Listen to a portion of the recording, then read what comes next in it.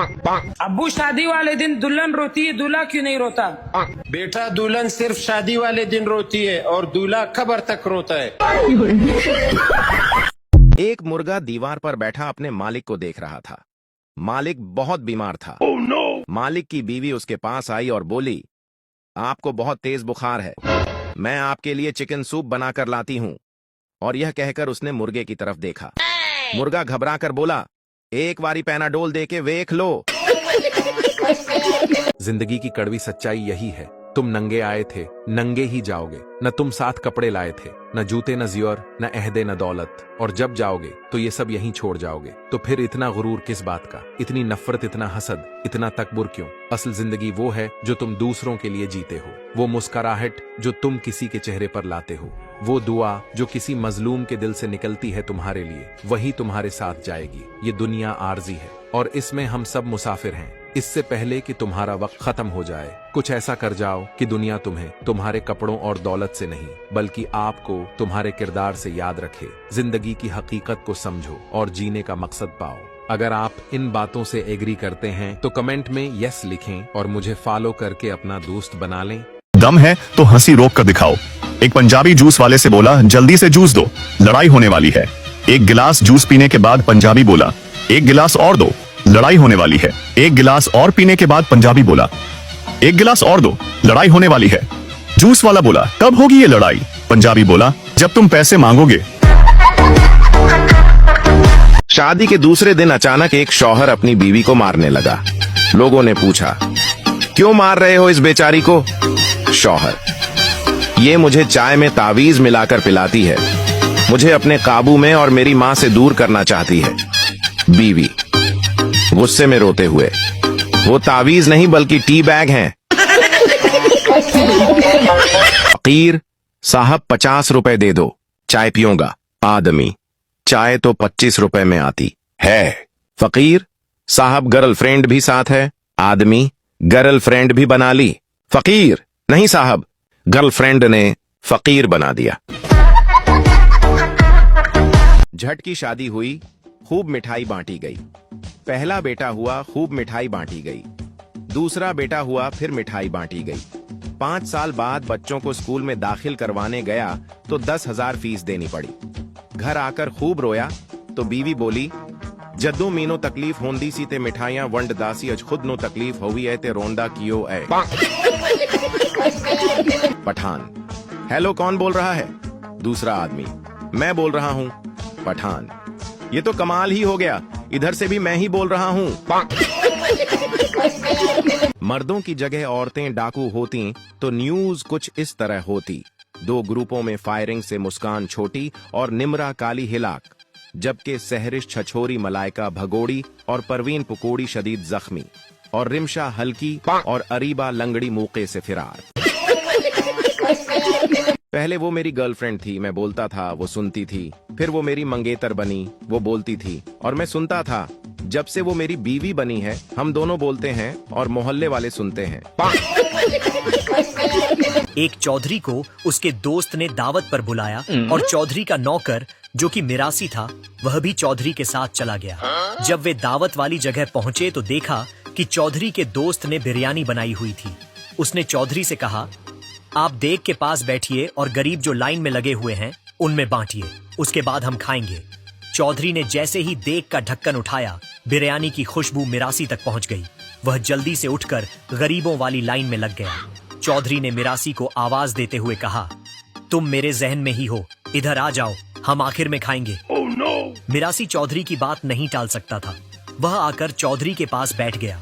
जब उसने देखा कि देग आधी रह गई है तो वह फिर से उठकर गरीबों की लाइन में खड़ा हो गया। चौधरी ने फिर से उसे आवाज दी और कहा, मुझे पता है तुम अभी रहते हो, तुम मेरे जहन में ही हो, इधर आ जाओ, हम आखिर में खाएंगे। मिरासी फिर परेशान सा होकर आकर चौधरी के पास बैठ गया। कुछ देर बाद जब मिरासी की नजर देग पर पड़ी तो उसने देखा कि बिल्कुल थोड़ी सी बिरयानी बची है। वह उठा और चौधरी साहब के कान में जाकर बोला, चौधरी साहब, आप मुझे कुछ देर के लिए जहन से निकाल दो तो मेहरबानी होगी। बीवी, चलो उठो, चाय बनाओ। शौहर उठकर सीधा बाहर जाने लगा। बीवी, कहाँ जा रहे हो? शौहर, वकील के पास तुमसे छुटकारा पाने के लिए। थोड़ी देर के बाद शौहर वापस आया और चाय बनाने लगा। बेवी, क्या हुआ? शौहर, कुछ नहीं, वकील साहब बर्तन धो रहे थे। मस्जिद में एक शख्स दुआ कर रहा था, यार अब मेरे कारोबार में बरकत दे। पठान ने आवाज लगाई, कोई भी आमीन ना कहे, सबके सब मर जाओगे, ये साला कफन बेचता है। पठान ने अपनी मंगनी तोड़ दी। लोगों ने हैरत से पूछा, खां साहब अच्छी खासी मंगनी थी, फिर क्यों तोड़ी? पठान ने संजीदगी से जवाब दिया, लड़की कनवारी थी। सब हैरान हो गए, कनवारी होने में क्या मसला है? पठान ने अफसोस भरे अंदाज में कहा, जो आज तक किसी की नहीं हुई वो मेरी क्या होगी? ਆ ਜਿਹੜਾ ਬੰਦਾ ਇੰਨੀ ਗਰਮੀ ਦੇ ਵਿੱਚ ਆਪਣੀ ਬੀਵੀ ਨੂੰ ਖਾਣਾ ਪਕਾਉਂਦਿਆਂ ਦੇਖਦਾ, ਭਾਂਡੇ ਧੋਂਦਿਆਂ ਦੇਖਦਾ, ਗਰਮੀ 'ਚ ਕੱਪੜੇ ਧੋਂਦਿਆਂ ਦੇਖਦਾ, ਫਿਰ ਵੀ ਉਹ ਆਪਣੀ ਬੀਵੀ ਦੀ ਮਦਦ ਵਾਸਤੇ ਦੂਸਰੀ ਬੀਵੀ ਨਹੀਂ ਲੈ ਕੇ ਆਉਂਦਾ, ਉਹ ਬੇਰਹਿਮ ਤੇ ਜ਼ਾਲਮ ਆ। सरदार रो रहा था। दोस्त, क्यों रो रहे हो? सरदार, मेरी मर्गी मर गई है। दोस्त, मेरा दादा मरा था, मैं तो फिर भी नहीं रविया, और तो मर्गी मरने पर रो रहा है। सरदार, तेरा दादा केहड़ा इंडा दींदा सी। और अभी तो रुको, क्लाइमैक्स अभी बाकी। एक सरदार जी 12वें मंजिल पर खड़े थे। किसी की आवाज आई, उए गल खां, तुम्हारा बेटी भाग गया है। ये सुनते ही सरदार जी ने नीचे छलांग लगा दी। 10वें मंजिल पर पहुंचे तो याद आया कि अपना तो कोई बेटी ही नहीं है। 5वें मंजिल तक पहुंचे तो याद आया कि अरे उमारा तो अभी शादी भी नहीं हुआ है। और जब नीचे गिरे तो याद आया कि उमारा तो नाम ही गल खां नहीं है।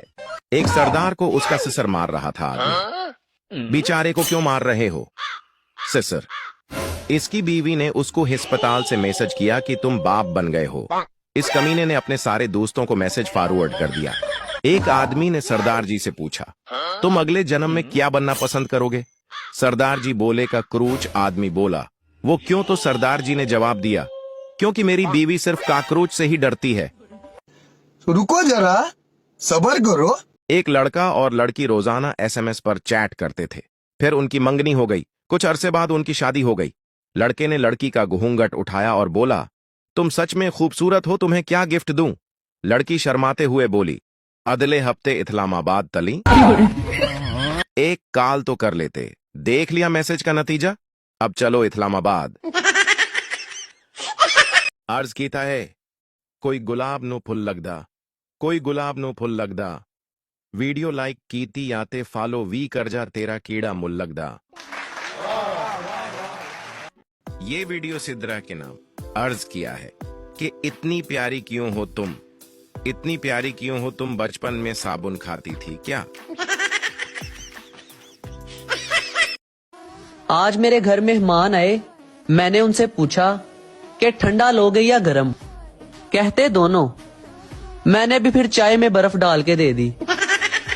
शेख साहब ने बकरा ईद के 6 माह बाद ख्वाब देखा कि जन्नत में सब बकरे खुशी से खेल रहे हैं, मगर उनका बकरा चुपचाप उदास बैठा था। शेख साहब ने पूछा, तुम क्यों नहीं खेल रहे? बकरा बोला, शेख साहब, मेरा एक पांव अभी भी आपकी फरीज में पड़ा है, मैं 3 पांव के साथ कैसे खेलूं? लंदन की एक बस में लड़कियां सवार हो रही थीं। जब बस पूरी तरह भर गई तो एक पठान भी सवार होने लगा। कंडक्टर ने हाथ उठाकर कहा, नो मोर, नो मोर।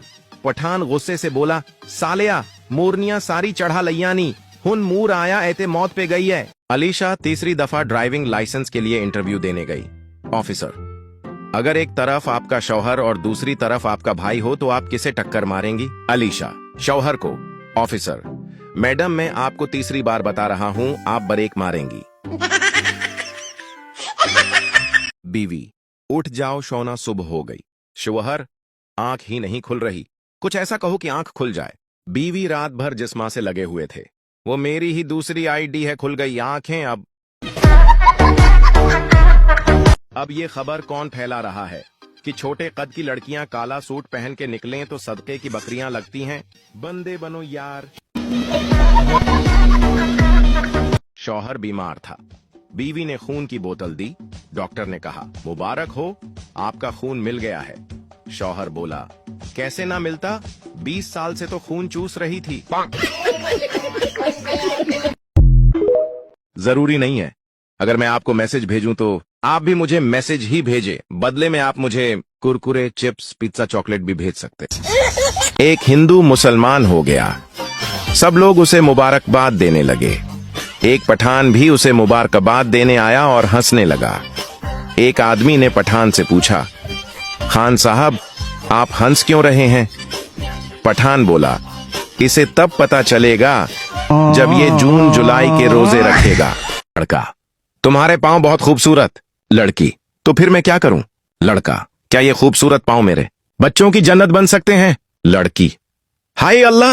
लड़की फंसाने का ये नया इस्लामी तरीका। पठान इंटरव्यू के लिए गया। मैनेजर ने पठान से पूछा, वेयर इज अबू दब्बी?